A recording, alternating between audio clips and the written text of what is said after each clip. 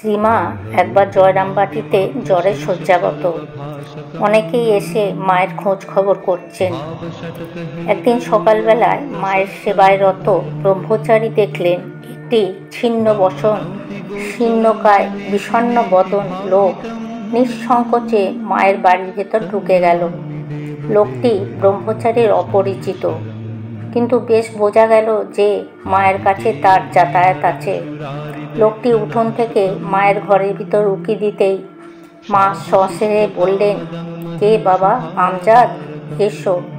আমজাদ খুশি মনে মায়ের ঘরের বারান্দায় উঠে এলো এবং দরজার কাছে বসে মায়ের সঙ্গে নানা কথা বলতে লাগলো। সারাদিন মায়ের বাড়িতে থেকে যখন আমজাদ বাড়ি ফিরছে, তখন তার সম্পূর্ণ অন্যরকম চেহারা।